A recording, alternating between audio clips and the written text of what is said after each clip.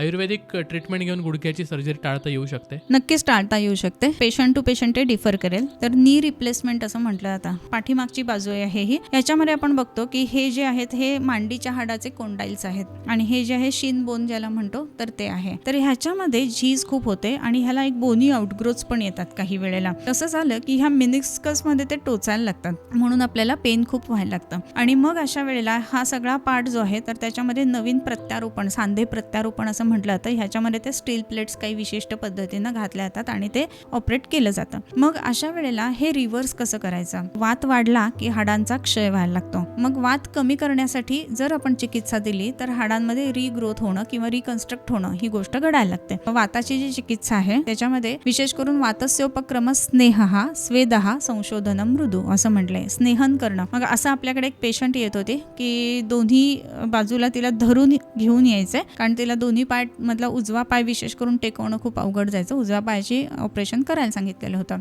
मग अशा वेळेला त्या पेशंटला जे आहे ना तर तैलधारा म्हणून एक असते की ज्याच्यामध्ये शंकराच्या पिंडीवर कशी धार पडते ना तशा पद्धतीची धार या सांध्यावरती ठेवणं. तर ती पडत राहिल्यानंतर काय होतं तर त्याच्यामधला वात कमी व्हायला मदत होते. मसल जो आहे तो सुद्धा त्याच्यामध्ये स्ट्रॉंग व्हायला सुरुवात होते. त्याच्या बरोबरीनं त्याच्यामध्ये एक पिंडस्वेद म्हणून पंचकर्म असतात. त्याच्यामध्ये काही विशिष्ट औषधांनी तयार केलेला भात असतो आणि भात किंवा इतर पंचधान्य असतात त्याच्यामध्ये. तर त्याची एक पोटली बनवली जाते आणि ती पोटली विशिष्ट काढ्यांमध्ये डुबवून मग त्यांनी त्याला फुमेंटेशन देणं किंवा स्वेदन देणं. तर ह्याच्याने ते रिकन्स्ट्रक्शन खूप चांगल्या पद्धतीनं होतं. सो ती जी पेशंट म्हटली तर त्याच्यामध्ये साधारणपणे आपण 3.5 ते 5 महिने औषधं तिला दिलेली होती. पण ह्या गोष्टीलाच 12 वर्ष झालेली आहेत आणि ती स्वतःहून चालते, विदाऊट ऑपरेटिव्ह आहे. तर अशा गोष्टी घडू शकतात. फक्त पेशंटने व्यवस्थित ह्या गोष्टी फॉलो करणं, घेणं, पोटात औषधं घेणं हे सुद्धा तेवढंच महत्त्वाचं असतं.